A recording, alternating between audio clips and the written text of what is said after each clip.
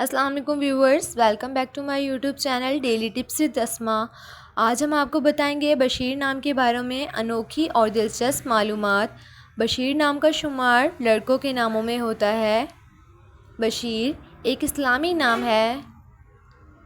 बशीर नाम की इब्तदाई तारीख़ अरबी ज़बान से निकलती है। बशीर नाम के अफराद के लिए खुशकिस्मत नंबर 8 माना जाता है।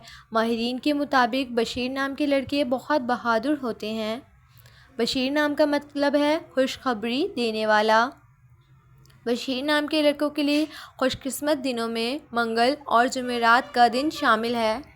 बशीर नाम के अफराद के लिए मुआफ़िक रंगों में सुर्ख और बनफशी रंग शामिल है। बशीर नाम के अफराद के लिए मुआफ़िक पत्थरों में रूबी पत्थर शामिल है। खुशकिस्मती वाली धातों में हिंसों के हिसाब से तांबा और लोहा शामिल है। सो फ्रेंड्स, अगर आप अपने नाम का मतलब जानना चाहते हैं तो कमेंट बॉक्स में अपना नाम लिखें। इंशाअल्लाह हम आपके नाम की वीडियो ज़रूर बनाएंगे। Thanks for watching. अल्लाह हाफिज़।